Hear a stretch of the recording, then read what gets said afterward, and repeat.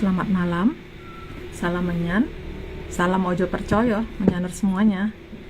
Jumpa kembali dengan saya Uming di kisah luar biasa Nuswantara melalui dongeng ARC seri Kayangan Ngejo Wantah dengan episode 267 dengan judul Tali Puser.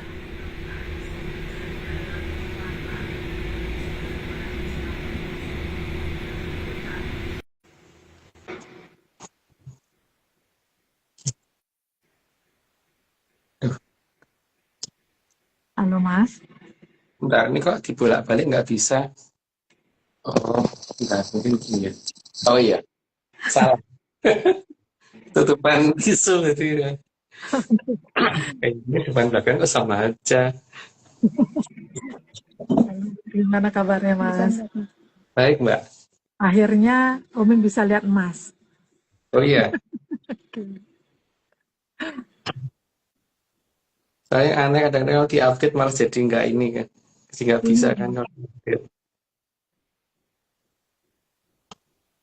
Ini Mbak Vicky belum ada kelihatan bergabung atau Umi yang belum lihat ya.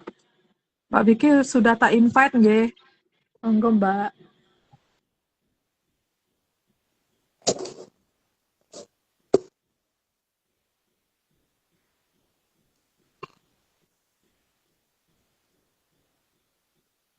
Gimana kabarnya Mas?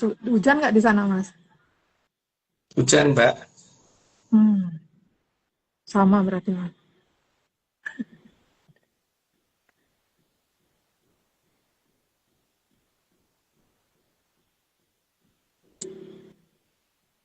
Kayaknya kalau di tempatnya Oming ini udah hujan beberapa hari ini Mas. Di tempat Mas gitu juga. Iya, Mbak. Hmm. Kalau hari ini lumayan deras. Hmm. Oke. Ini mana ya Mbak Vicky? Unable to join. Oke. Di telepon Ini aja, Mbak. Oming invite Mas Mbak Vicky. Nggih. Saya masuk? Belum? Belum, belum. Tadi tulisannya unable to join, Ginten, Mas.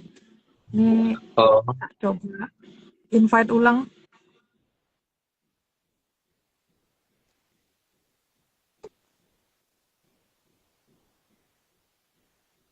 masih belum bisa.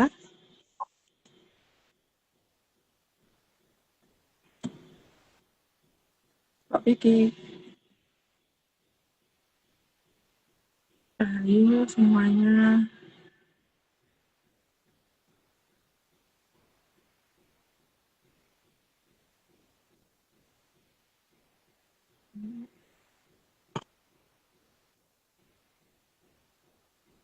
Belum bisa, Mas.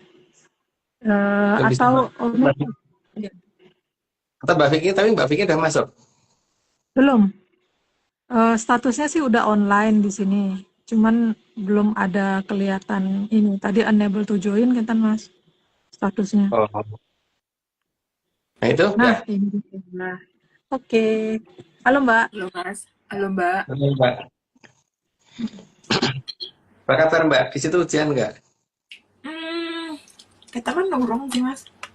Hmm. Bali lagi hujan boh. Ya, di tempatku sih hujannya lumayan sih. Tadi terus sore ya. Sekarang sih Oh, udah enggak. urung. Aku urung ketemu. Hmm. Gimana kabarnya Mbak Vicky? Aman Mbak. Aman? Ngantuk sih ya Sudah. sini. Asli Oke. ngantuk. Oke. Iya, sama Iya. Mbak. Oleh itu. Ya ini tapi Mbak, apa menyanes anu ya, apa namanya? Ini kan kita nyoba kalau apa minggu lalu kan cuman ternyata bisa sejam. Jadi nanti kalau sejam putus ya disambung lagi gitu aja. Jadi jangan khawatir. Soalnya nggak tahu ini apakah bisa seperti di akun yang lama gitu kan. Tapi Iya. yang di akun yang lama kan kadang-kadang susah di uploadnya, susah di ini apa kadang-kadang kita susah masuk bertiga dan sebagainya gitu. Iya. Jadi ya kita lihat apakah ini bisa sampai selesai atau kepotong per 1 jam. Iya. Oke. Kalau Kenten kita langsung aja nggih untuk mempersingkat waktu supaya nggak keburu Ngantuk. ngantuk Iya. dan Hari ini juga ngantuk Mbak kayaknya. HP ini keburu ngantuk juga. Oke, Mbak Vicky udah siap? Monggo Mbak. satu Mbak. Atlantis series ke-267 tali pusar. 1. Pada saat manusia masih bayi, maka suplai makanan berasal dari ibu. Ya, yang jelas nggak dari bapak ya, dari ibu. Lanjut, Mbak. Dan itu diterima dulu dan dicerna oleh ari-ari. Ya, sebelum disampaikan ke badan, jadi di hari-hari dulu. Lanjut, Mbak. Dan dari ari-ari dibawa melalui tali pusar menuju sang jabang bayi. Kalau itu sih kayaknya sudah banyak orang tahu. Dilanjut aja, Mbak. Artinya, selama masih ada dalam kandungan, bayi tetap makan. Itu juga sudah jelas. Dilanjut aja, Mbak. Jadi sangat enggak kalau sang jabang bayi tidak makan. Ya, nggak mungkin kalau dia tidak makan, dia nggak akan membesar. Lanjut, Mbak. Tapi makanan yang didapat si jabang bayi bukan melalui mulut. Karena memang mulutnya belum bisa berfungsi di waktu itu. Lanjut, Mbak. Tapi diambil dari sang ibu melalui ari-ari dan disampaikan ke sang jabang bayi melalui tali pusar. Yang itu sih sudah jelas. Jadi lanjut aja, Mbak. Dan semua bagian itu adalah bagian yang hidup. Jadi itu bukan bagian yang mati ya. Karena kalau bagian yang mati nggak hidup. Lanjut, Mbak. Karena semua itu berjalan bukan seperti pompa air dan pipa paralon. Kalau pipa paralon, ya cuman begitu, tidak bisa menyesuaikan. Jadi bentuknya yang ngono baik. Lanjut, Mbak. Dan si ari-ari dan tali pusar bisa berkomunikasi dengan si jabang bayi. Itu ceritanya Mbahku. Jadi mau percaya terserah, enggak juga terserah, tapi sebaiknya jangan percaya. Lanjut, Mbak. Sehingga akan menyampaikan apa yang diperlukan si jabang bayi dengan porsi yang sesuai. Sehingga tidak akan kelebihan dan tidak akan kekurangan. Lanjut, Mbak. Jadi tidak akan berlebihan dan juga tidak akan kekurangan. Baru aja. Lanjut, Mbak. Jika ari-ari memberikan kebanyakan makan, maka tali pusar akan menghentikan. Jadi akan disampaikan sesuai porsinya, tidak berlebihan. Lanjut, Mbak. Dan jika ari-ari memberikan kekurangan, maka tali pusar akan mengingatkan ari-ari. Maka ini jelas beda banget dengan pipa paralon kan, Mbak, kalau seperti itu. Lanjut, Mbak. Dan setelah bayi lahir, tali pusar dipotong jadi 2 bagian. Ya jelas, lanjut aja, Mbak. Ada yang ikut ke ari-ari dan ada yang ikut ke jabang bayi. Jadi ada 2. Lanjut, Mbak. Dan karena tugasnya sudah selesai, maka tali pusar dengan sendirinya akan tahu diri untuk pulang ke kayangan. Karena tugas dia cuma sampai di situ. Lanjut, Mbak. Dan sejak dalam kandungan, tali pusar tugasnya memberi jalan agar jabang bayi bisa hidup. Yang terpenting itu ya, agar supaya bisa hidup. Lanjut, Mbak. Itu artinya dia mengatur segala hal agar si jabang bayi bisa hidup. Jadi apapun yang ada di sana itu adalah tujuannya untuk kehidupan, bukan untuk kebalikannya. Lanjut, Mbak. Dan setelah tugasnya selesai di Arca Pada, maka tali pusar juga tidak akan sebegitunya tega meninggalkan yang pernah dia momong. Nah, kalau ini sih bisa dikatakan sedulur. Lanjut, Mbak. Dia mengawasi kehidupan yang pernah dia jaga. Dan akan tetap mengawasi sampai kapanpun seharusnya. Lanjut, Mbak. Dan tugasnya setelah putus, yang pernah dia momong adalah mengupayakan kehidupan agar yang pernah dia momong itu bahagia. Jadi bukan sebaliknya ya. Tujuan utama adalah supaya yang pernah dia ngomong itu bahagia. Lanjut, Mbak.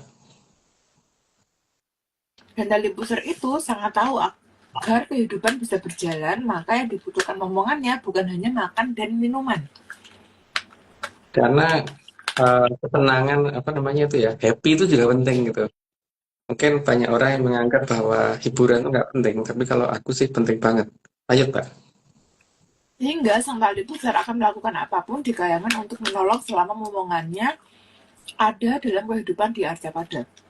Karena dia merasa itu adalah saudaranya yang perlu dia tolong. Lanjut, Mbak.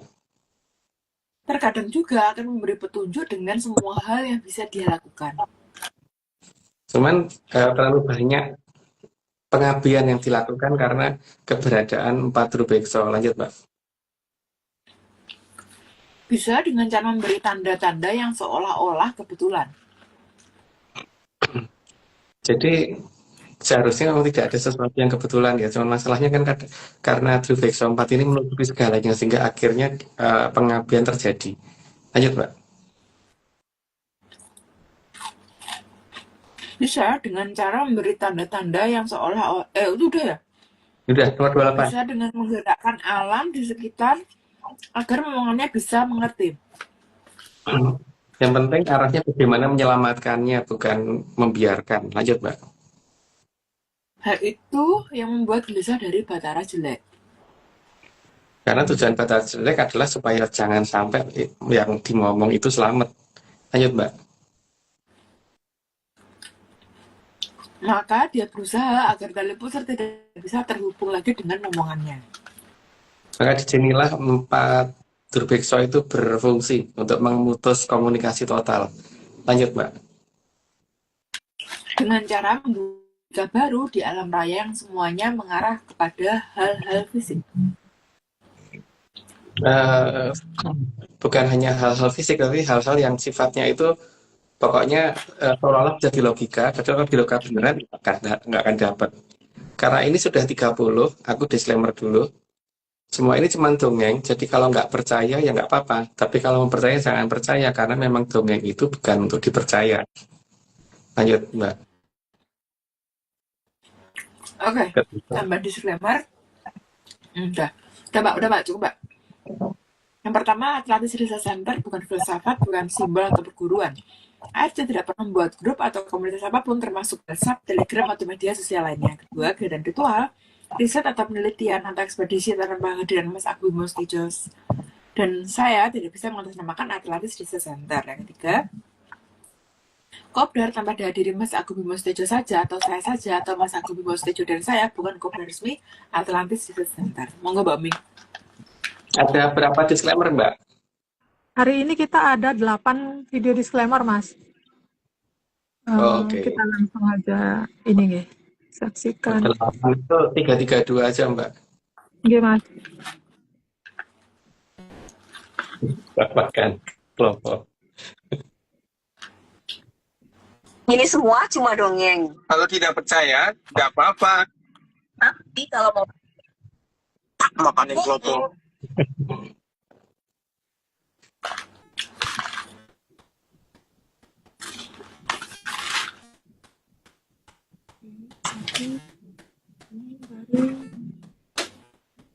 Ini adalah ornamen gong yang ada 2 naga, pedetnya gabung jadi satu, dan ada ukiran itu. Tapi apakah ini kode? Ingat, semua ini hanyalah dongeng. Kalau tidak percaya nggak apa-apa. Tapi kalau mau percaya, yo ojo percaya aja. Pastikan tetap ngeyel di setiap Rabu Menyan. Salam Menyan dari Klaten. Rahayu sedaya. Ayo. Nah, oke, satu lagi.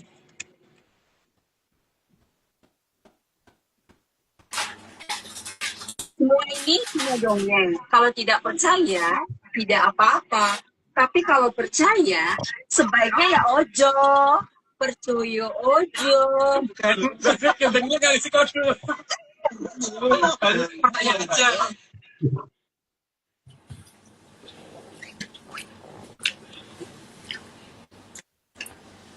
Semua ini cuma dongeng. Kalau tidak percaya, tidak apa-apa. Tapi kalau percaya, sebaiknya ya ojo. Percaya. Aduh, saya isi marah. Jangan, Mas. Ampun, Mas. Wih, Mbak. Mas, tadi niku ada ngeliat gelap terus nyala lagi kenapa ya Mas? Enggak sih, enggak ngeh aku, Mbak. Enggak, yang Oh, mana ya? ndak di sela-sela tadi slide niku ada gelap, ada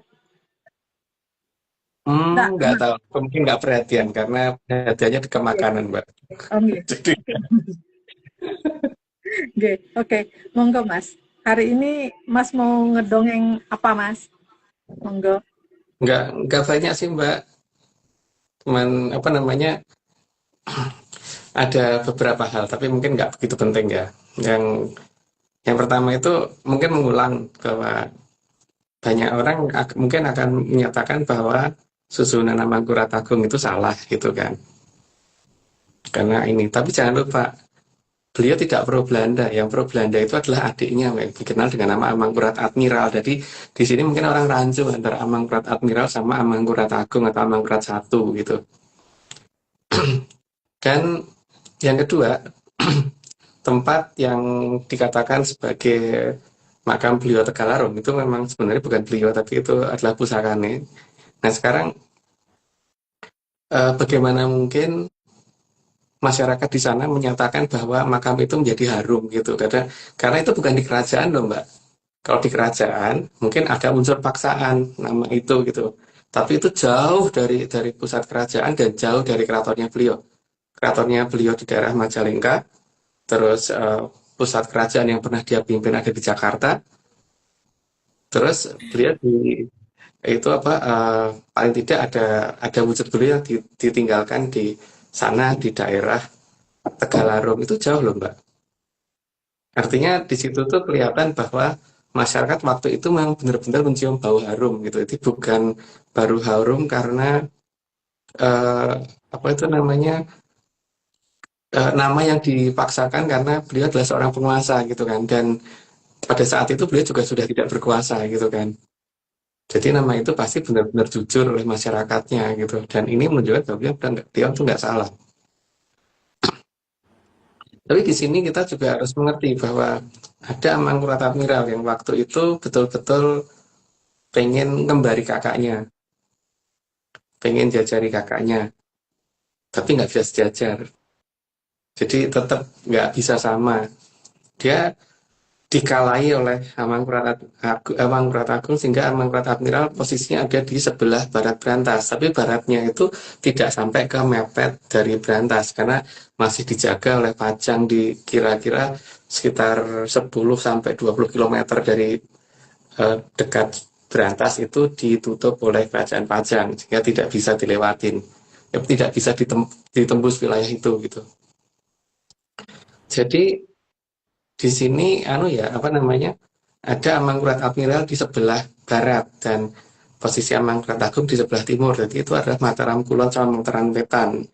Amangkurat Agungnya itu sudah milih mundur ke daerah Mahajaya Alengka atau Majalengka, sementara Amangkurat Admiralnya ada di barat. Tempatnya pokoknya ya barat.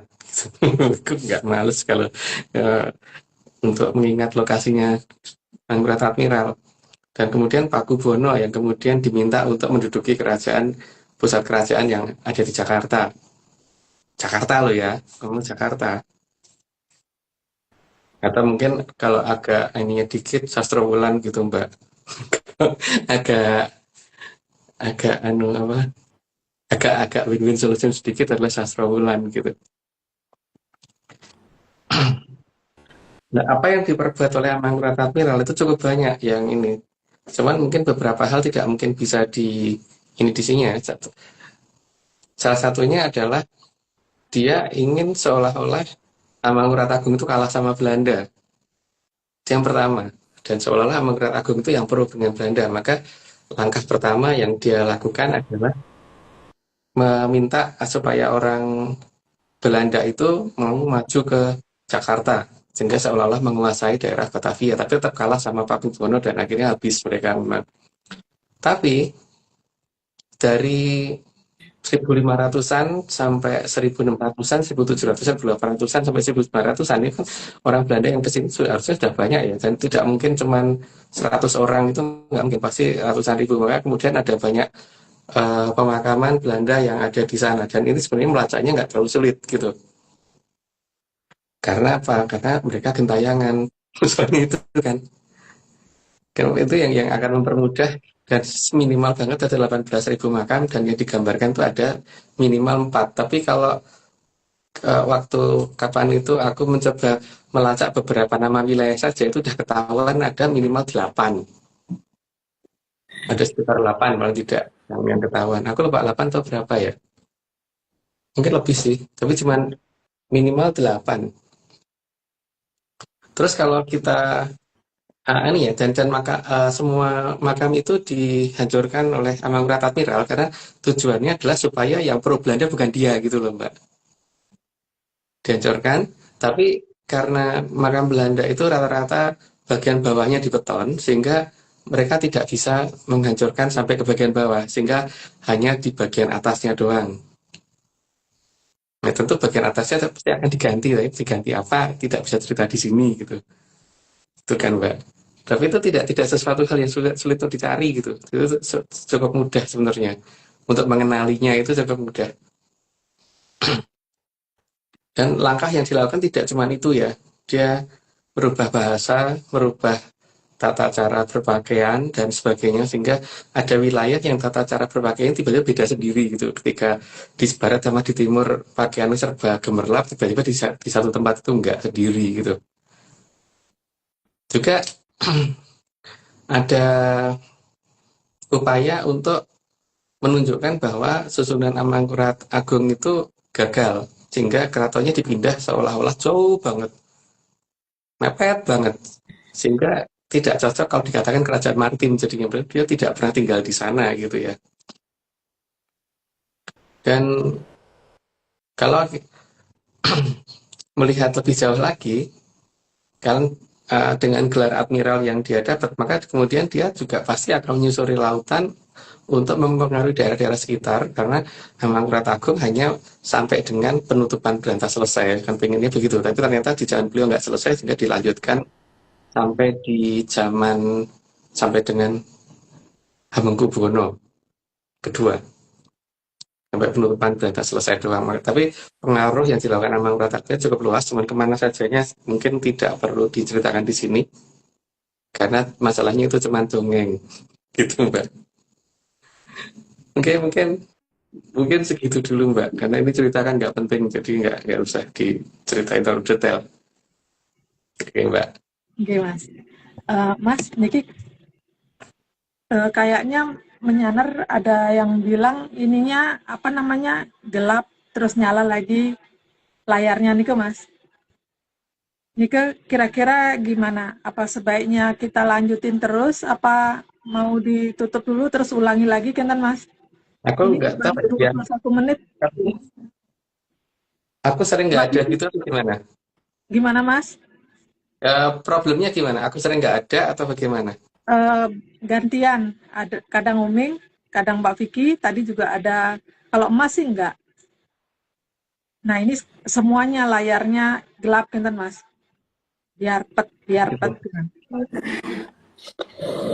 Aku enggak ya Mbak ya. Baik-baik aja. Mbak Vicky gimana kerasaannya Mbak? Aku baik aja. Omeng ngerasa baik-baik aja Mas, tapi menyanar ngelihatnya gelap, terus biar pet gitu Mas. Coba ya, aku tak nyoba melihat pakai HP yang satunya ya Mbak. Tak sebentar Mbak. Oke Mas, monggo. Sebentar. Normal ya Mbak? Jadi bingung. Oh iya, biar pet. Nggih. Iya, tempat biar pet Mbak. Nggih, di Omeng lancar Mas, nggak ada kenapa-napa di layarnya. Cuman di layar satunya lagi Omeng perhatikan memang biar pet gitu. Ya, tadi sempat biar pet sih. Aku lihat. Oke. Hari ini coba sebentar lagi ya. Tak tunggu dulu ada biarnya enggak ya.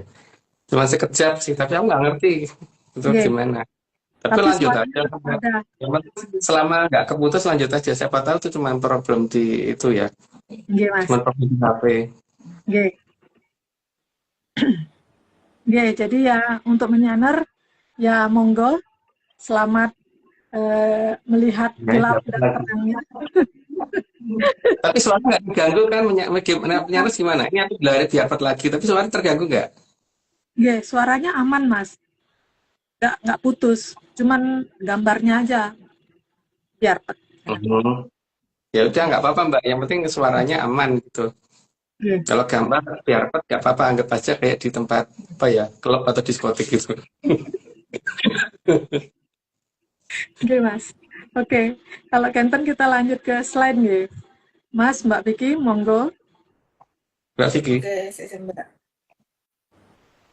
Oke, slide ke-31 atau semua dianggap bisa dilogikakan dengan dasar adalah benda mati.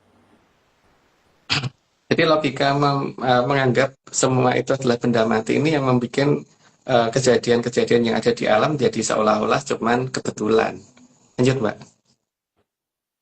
Jadi diklarifikasikan agar yang namanya makhluk hidup itu cuma 3 jenis. Ya, makhluk hidup yang cuma hewan, binatang, sama tumbuhan. Padahal ada yang lain. Lanjut Mbak. Yaitu manusia, hewan, dan tumbuhan. Selain itu tidak dianggap ada. Padahal itu apa namanya seperti pusakaku aja itu butuh sajen Mbak. Gitu. Pusakaku aja butuh sesuatu yang untuk dia ya minta loh, minta disajeni apa itu minta gitu. Nggak rugi ya Mbak. Engkau Mas Japri. Oh ya. Lanjut. Oke, jika ada kumara, maka akan dianggap karena sifat gas yang selalu berubah. Jadi Kumaro itu dianggap hanya entah itu gas, entah itu apa gitu. Yang jelas itu jelas penganggapan yang asumsi yang jelas nggak akan tepat gitu. Lanjut Mbak. Atau paling gampang dikatakan anomali alam. Yang paling gampang itu sih, karena itu berarti pengambilan yang paling mudah kan. Lanjut Mbak. Maka dengan sangat sengaja segala teknologi akan didasarkan perhitungan benda mati, bukan perhitungan benda hidup. Bahkan pencarian sejarah pun akhirnya menggunakan standar internasional yang mereka bikin itu tanpa memperhitungkan yang namanya makhluk hidup gitu. Jadi tidak memperhitungkan keberadaan para leluhur, dangyang dan sebagainya atau orang yang hidup di zaman itu dianggap tidak penting gitu. Ini katanya kok hilang suaranya ya?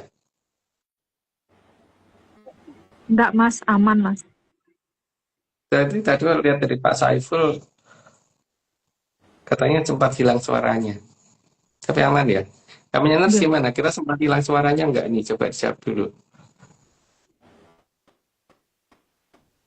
Oh, nggak ada komentar. Nanti lanjut aja Mbak. 37. Oh, aman. Oke, sehingga penggunaan apapun di alam raya jadi tidak maksimal. Ya, karena hanya mengabaikan sesuatu hal yang seharusnya tidak diabaikan. Lanjut Mbak. Dan segala hal akan ada efek sampingnya. Jadi mereka hanya mengatakan seperti itu ketika tidak bisa menerjemahkan itu gitu. Lanjut Mbak. Misalkan mobil bisa membuat nyaman dalam berpergian, tapi ada polusi yang ditimbulkan. Ya karena menganggap itu adalah benda mati. Lanjut Mbak. Semua hal yang dilakukan selalu didasarkan atas kematian, jadi bukan atas dasar kehidupan. Karena itu keinginan dari sang yang ini ya, apa namanya, Betari Bibi sama si Bedoro Jelek. Lanjut Mbak. Sedangkan tali pusar itu benar-benar penyangga kehidupan sejak awal mula. Jadi dia tidak akan pernah meninggalkan sebenarnya. Cuman masalahnya kan ketika kemudian diputus jalur komunikasinya oleh keempat Drubikso. Lanjut Mbak. Jadi semua tindakannya jadi tidak akan bisa dimengerti jika semua didasarkan atas kematian. Karena sesuatu yang hidup itu tidak bisa dinilai dengan sesuatu yang mati. Itu jadi seperti kalau misalkan kita pelihara anjing saja, itu kita harus menghitung kira-kira dia butuh makanan apa dan sebagainya. Nanti bukan ya udah itu pokoknya dalam rumah taruh udah terserah dia mau teriak-teriak kayak atau apa. Karena yang sesuatu yang hidup itu juga pasti bukan hanya butuh makanan, tapi juga butuh hiburan segala. Lanjut Mbak, butuh bermain juga yang jelas. Lanjut Mbak. HP aja kan juga butuh dicas kan, Mas? Iya, HP aja butuh dicas dan butuh diupdate gitu kan. Ya, Butuh diupdate, butuh. lampu juga butuh dinyalain supaya nyala. kulkas ya butuh dicolokin. Tetap Iya. nggak cuman digeledekke terus bisa ngapa-ngapain, nggak mungkin gitu. Mm-mm. Oke, Lanjut. 43. Meskipun tali pusar sudah tidak punya raga, tapi bukan berarti dia sudah tidak ada. Karena belum tentu sesuatu hal yang tidak ada itu pasti tidak ada. Ya, contohnya seperti bakteri COVID itu tidak ada, tapi nyatanya ada gitu kan. Dilihat nggak bisa gitu. Seperti aliran listrik, itu kalau dikatakan nggak ada, tapi dipegang ya kesetrum tenan gitu kan. Dari kabel yang dilalui listrik dan tidak, bedanya gimana kalau secara pandangan? Nggak bisa ya, harus dipegang. Tapi ini masalah rasa ya, jadi tidak bisa kalau kemudian dinilainya itu secara pandangan mata saja. Ayo, Mbak.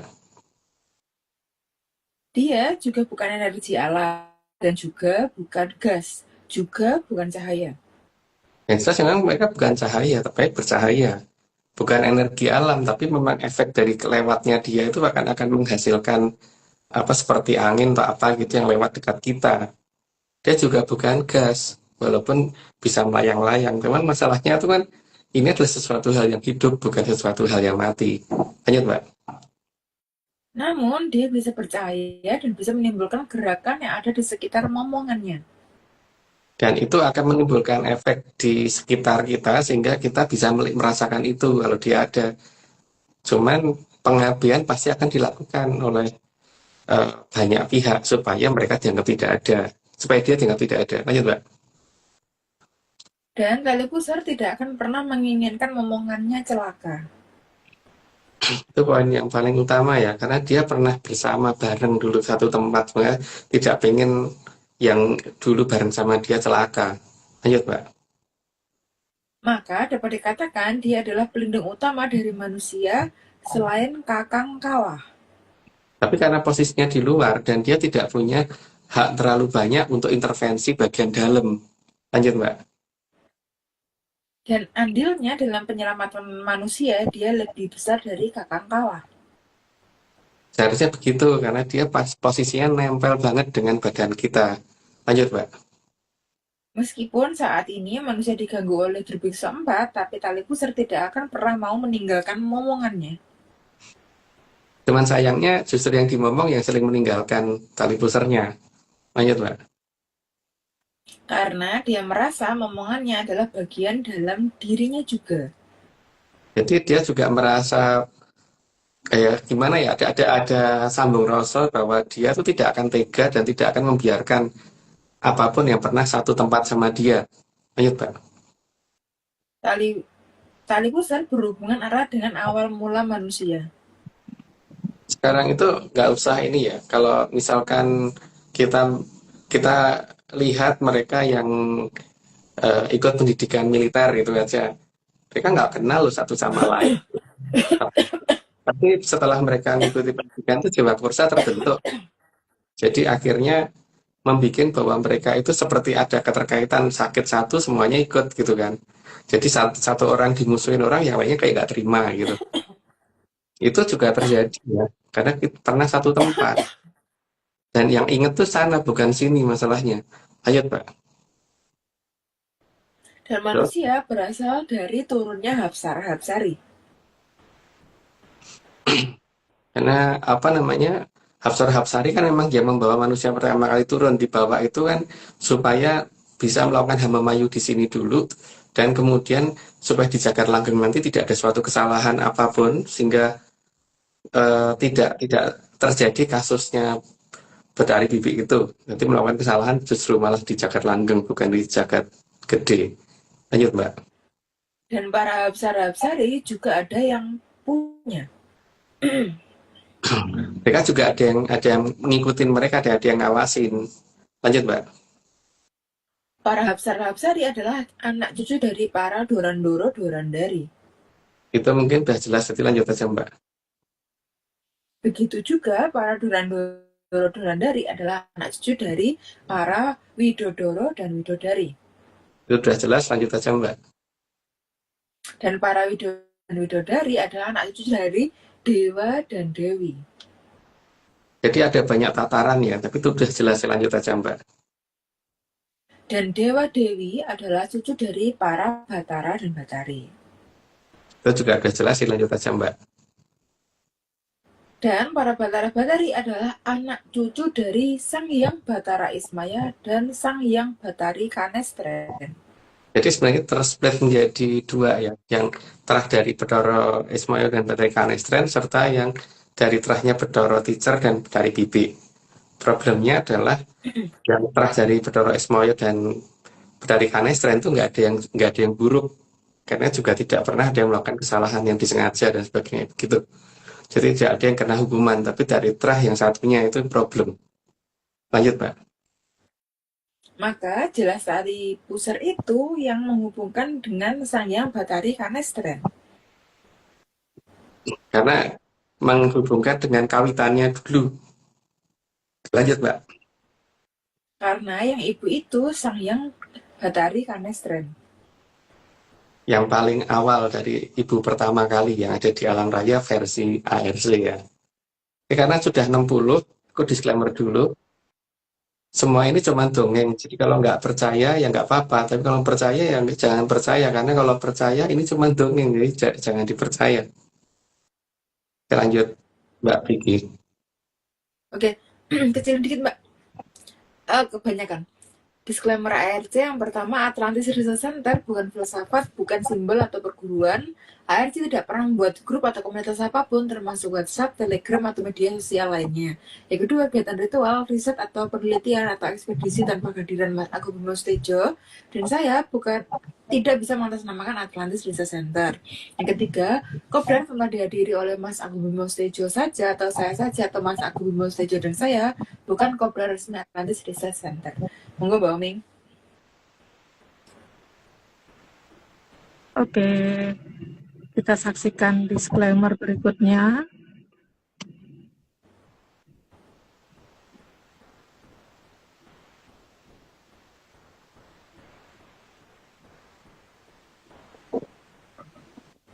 Ini memang gelap ya.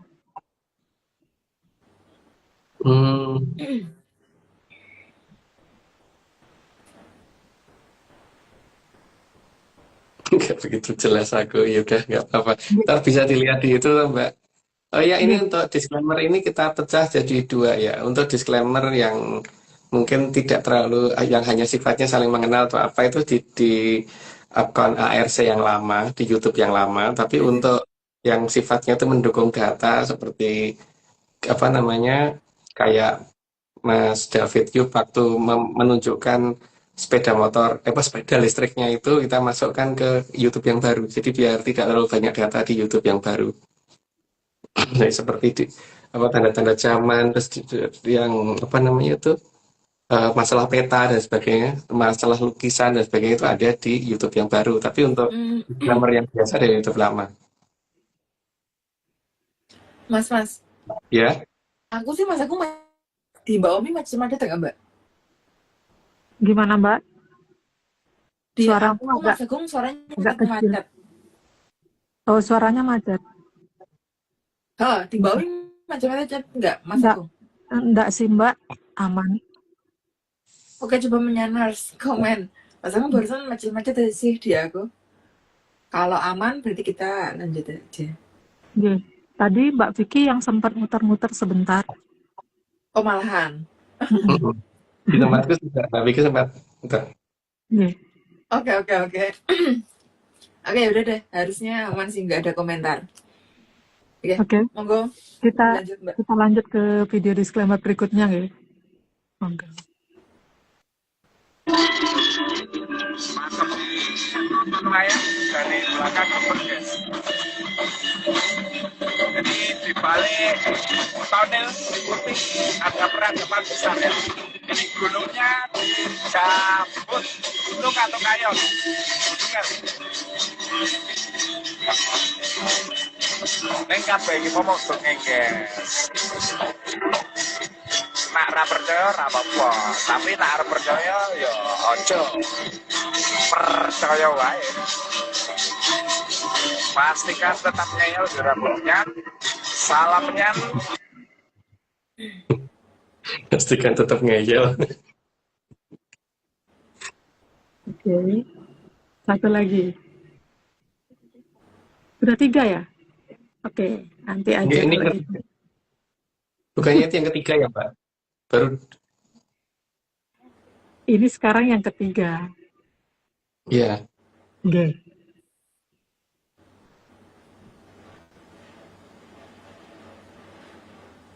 Ini semua cuma dongeng. Kalau tidak percaya, tidak apa-apa. Tapi kalau mau percaya, Ya udah.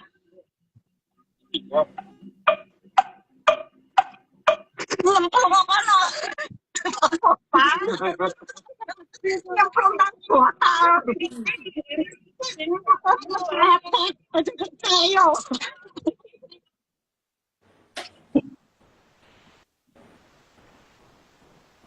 Wah, habis diapel katanya Mbak Vicky yang macet-macet tuh, Mbak. Siap. Agus Jo 74.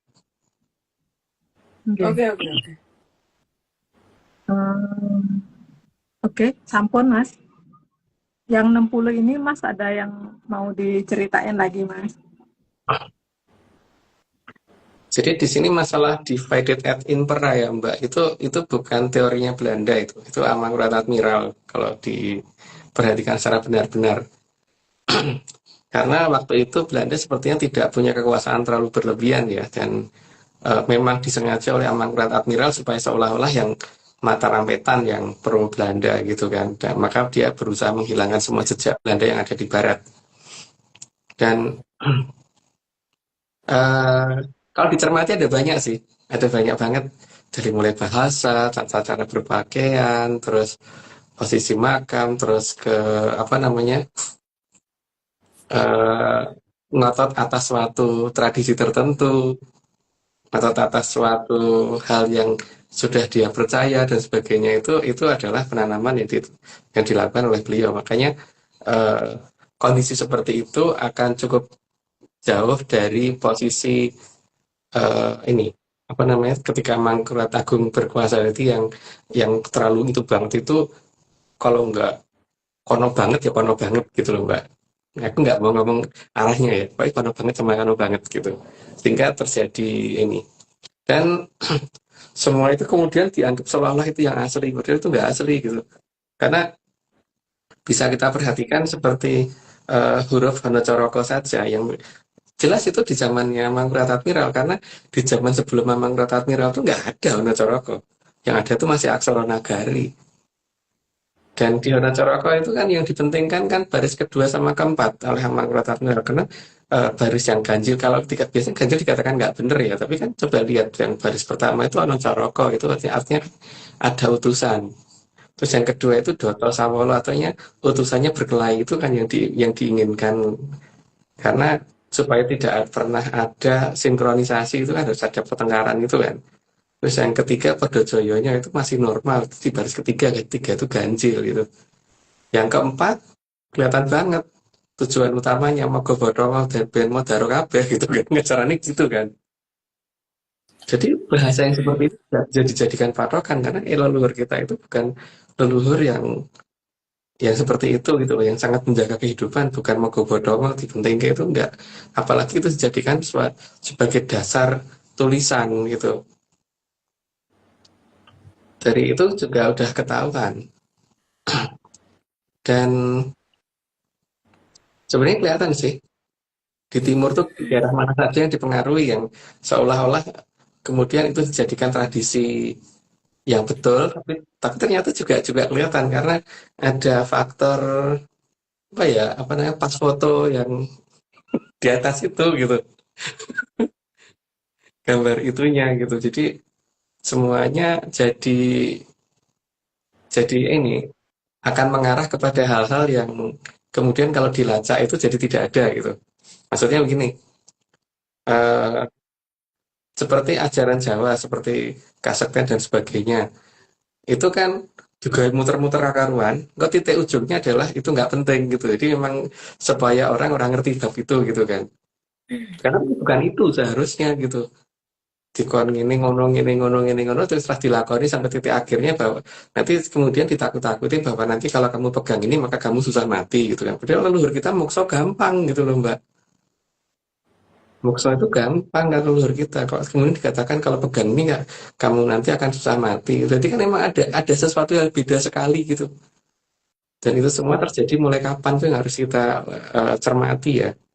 Sehingga sejak itulah terjadi apa namanya, orang mulai hilang kasakrane dan sebagainya, itu kan mulai saat-saat seperti itu.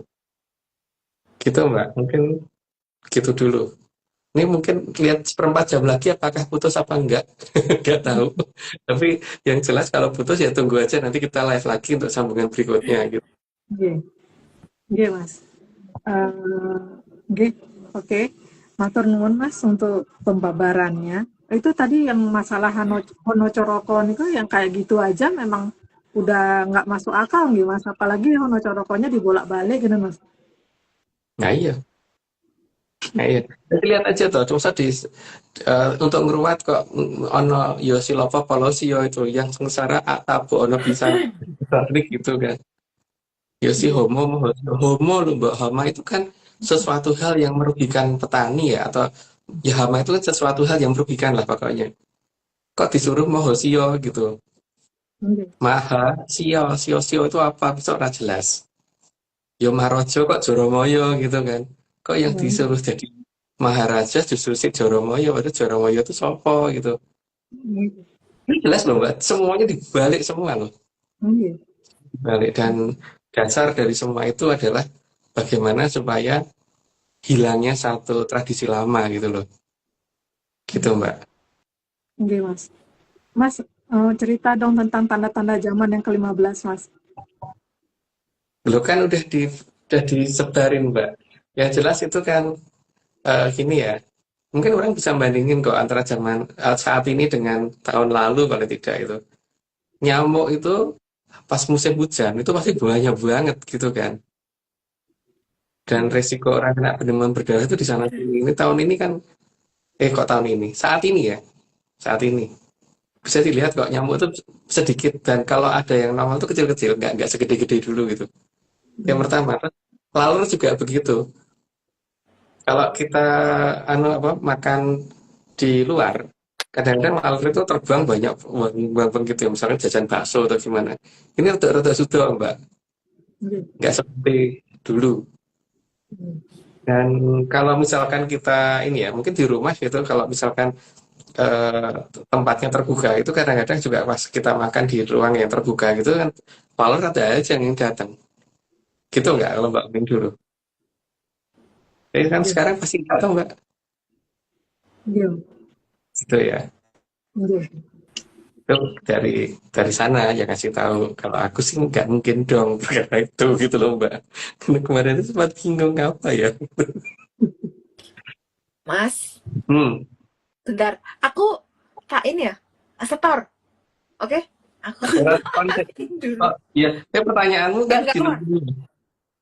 Nanti Mas, nggak apa ya? Nggak keluar. Karena Mbak Omi aja ya, Mbak Omi sekarang aja ya. Gue tangan dulu ya. Mbak Omi dulu. Oke. Oh iya Mas. Ya sana.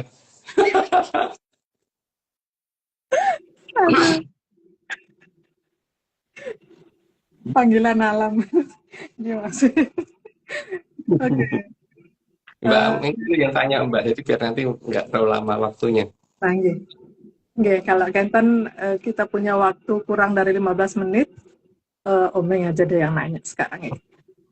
Mas, kalau tadi kan Mas ngendiko tentang Amangkurat Admiral nih tuh, tentang itu Mbak Jo aja yang nanya ya, yang soal Divide et Impera ya.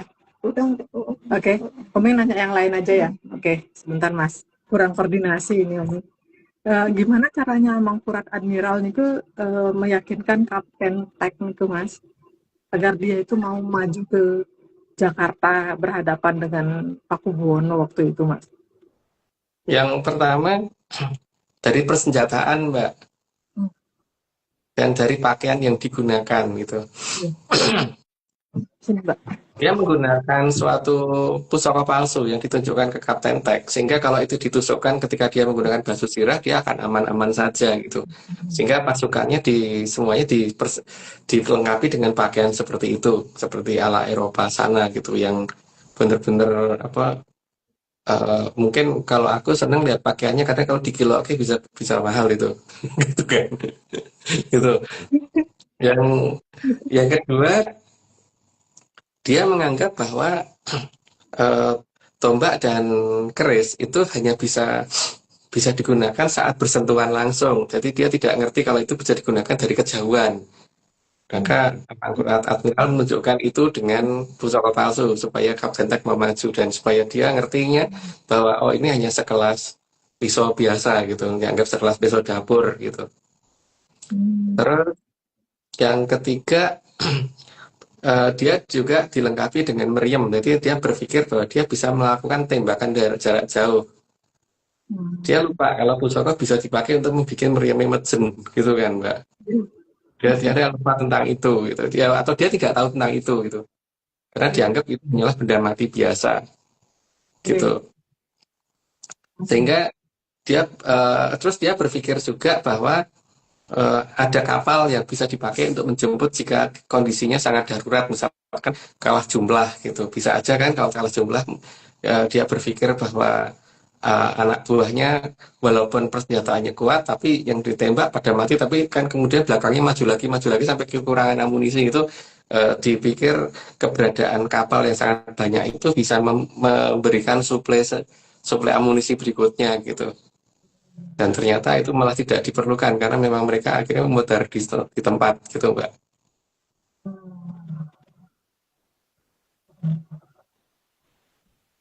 Ya. Tapi apa yang bikin dia yakin banget kalau baju besinya itu nggak akan tembus kita Masnya? Maksudnya? Karena udah dicoba, Mbak. Udah dicoba. Pakai linggis dicoba nggak apa-apa gitu loh. Karena linggis dipikir lebih keras daripada tombak kan dan lebih panjang gitu. Dia pikir itu aja nggak masuk sih tombak iso gitu. Ternyata belas tenan gitu, Mbak. Kayak yakin banget gitu loh dia bisa menang gitu ngelawan Pakubuwono gitu Mas nih.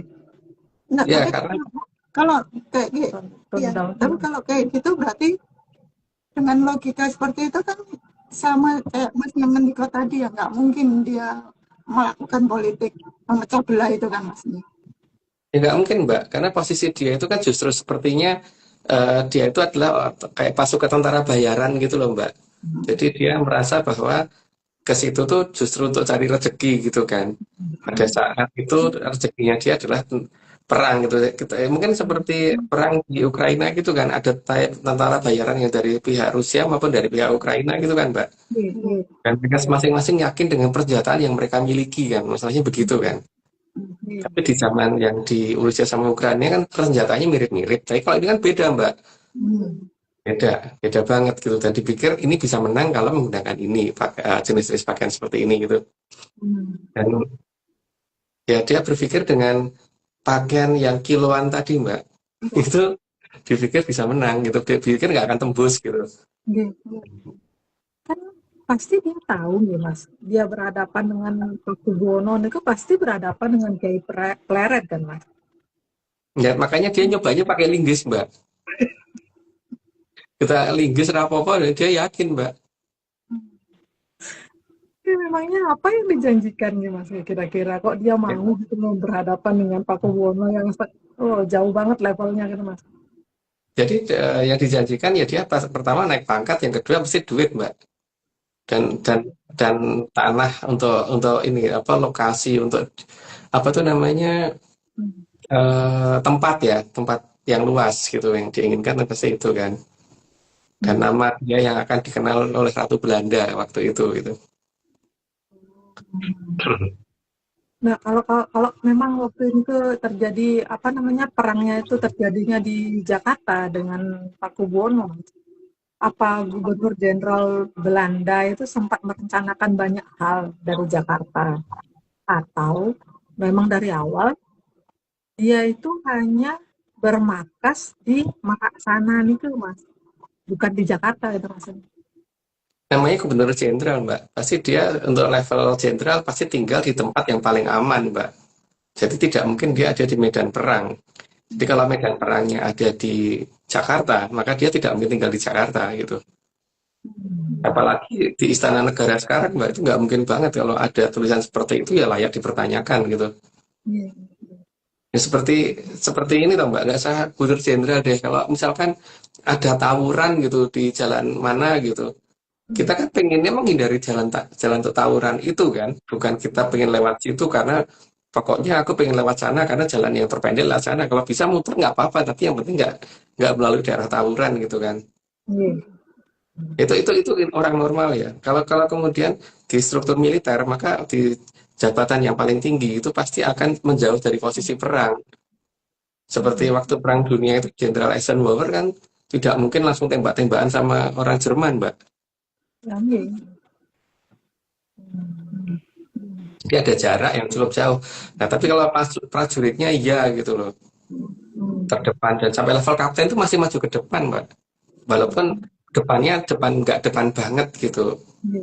Kalau yang prajurit memang pasti depan banget, tapi untuk level kapten pasti di belakang yang pas itu. Dan itu pun kena posisi kaptennya pun kena. Berarti kalau gitu kan memang daerah ini tidak ada gubernur jenderalnya di situ kan. Gubernur jenderalnya di Kulon Berantas gitu harusnya. Jadi dia tertipu dengan pakaian kiloan tadi, Mbak. Terus kalau yang waktu itu adalah pernyataan lumbung padi di zaman Sultan Agung yang dibakar Belanda sehingga gagal dalam perang melawan Belanda. Ini tuh yang benar tuh Sultan Agung akan menyerang Belanda atau bangsa lain yang menunggangi Belanda, Mas? Mengingat Sultan Agung kan tidak pernah tampak kalah gitu kan. Bahkan Terus berdebat beliau selalu menang gitu kan. sekarang ini loh, Mbak. Dalam suatu pertempuran itu kan pasti yang namanya suplai makanan itu pasti tidak ngepul di titik yang satu doang gitu loh Mbak. Dan dalam jumlah sangat besar di satu titik doang gitu.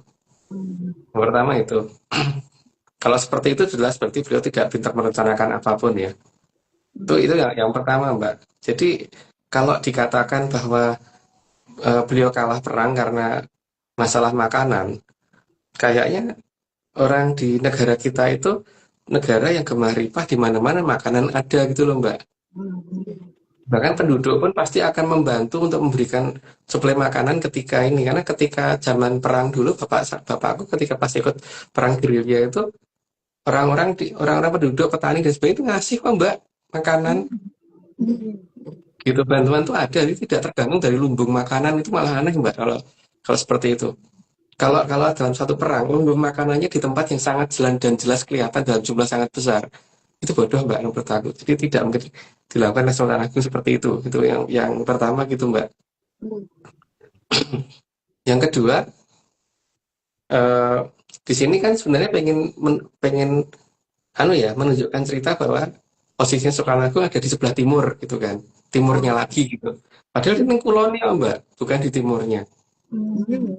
Di baratnya katanya beliau itu, perkataan beliau di Jakarta.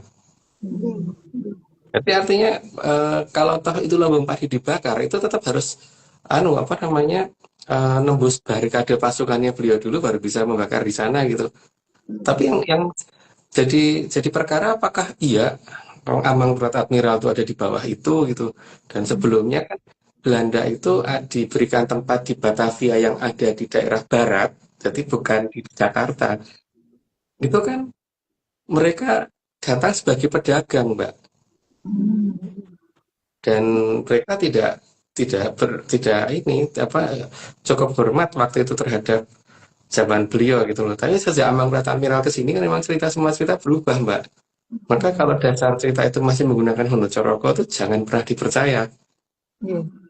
Gitu Mbak. Oke, bentar ya Mas. Niki Umi lihat waktunya udah sekitar 57 menit. Apa Lanjut kita aja tiba-tiba mati ya udah gitu ya. Ya, nanti masih lanjutin lagi aja Mbak.